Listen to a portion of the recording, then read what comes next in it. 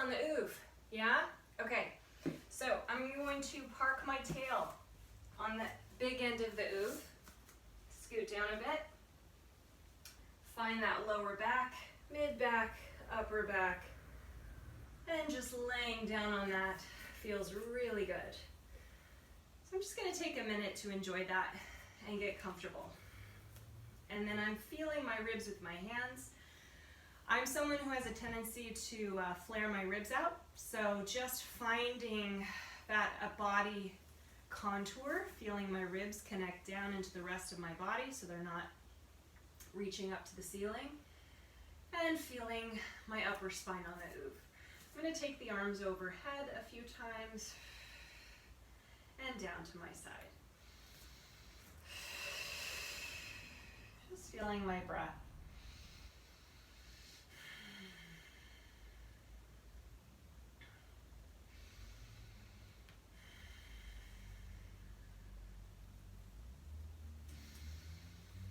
Okay, and I'm going to do my first roll up using my arms for a little assistance. So I'm going to follow my arms up.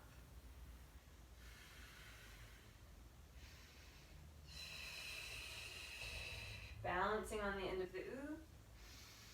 And then I'm articulating back.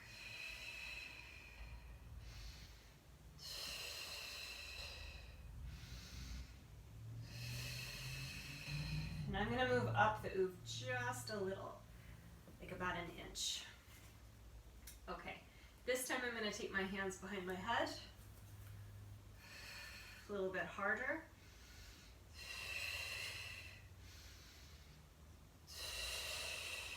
And I'm rolling back down. And I'm feeling that lovely little bit of side to side motion. And really three-dimensional stability that I'm being asked. So my hips are kind of being pulled in a variety of different directions. I'm feeling that play all the way up the spine. And I feel how much room I have for my shoulder blades, which is quite nice. Very different than the foam roller. And as I come up, feeling those upper abs connect into the middle belly connect into the lower belly. Balancing again, I'm trying not to sit on the floor. My butt is hovering right off the floor so I can fit my whole hand under there. And I'm going back slowly.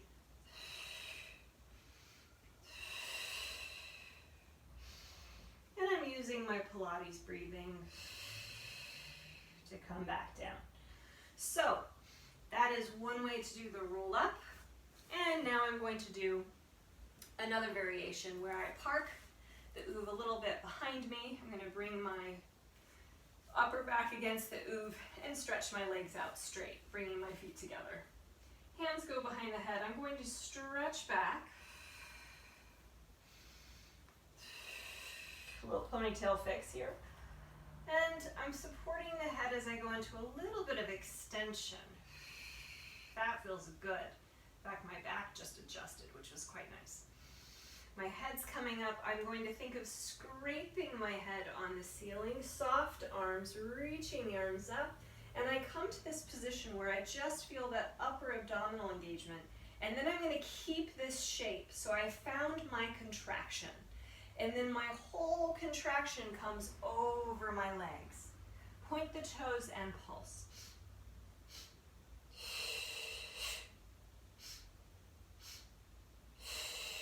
Now I'm going to take my contraction back in one shape. Sometimes the Oov will sneak away from you, so I'm just reaching my hands back to tip that under my back. And my arms come back up, I haven't lost my shape, and then hands behind the head, I'm going to use my abdominals to contract back over the Oov slowly. Getting that delicious extension in. Flex the feet, point, maybe feeling that stretch through the back of the legs. Flex, and I'm going to keep my feet flexed as I peel forward. I'm looking at my toes, that's where my eye line is. Feeling that work of the abs. That helps you hit that contraction, and then you take that whole contraction forward and pulse.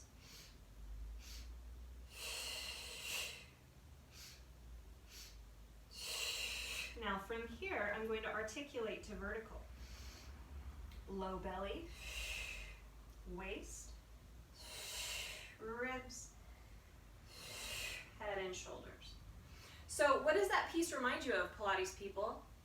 Neck pull. It's a great prep for neck pull. So if you're someone or you have a client who's like, ain't no way this person's doing neck pull from the flat floor, this is a great way to help someone figure out how to find their contraction and then how to move that contraction from that whole spinal shape staying together.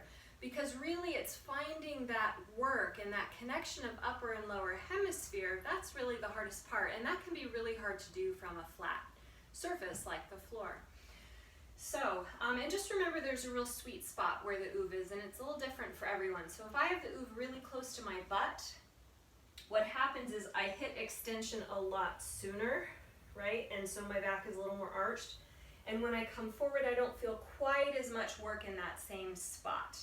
So for me to really find that upper abdominal engagement, I move the Oov back a little further, so I'm a little more in a contraction, a lower belly contraction, and then as I come up, I find that place where I'm fully integrated here, and then I lift that space up and over my legs and pulse. Press those thighs down to come back up to vertical. Cool? Okay, so there's two versions of the roll-up, and practice those at home, and I would love to hear your questions. I'll see you soon.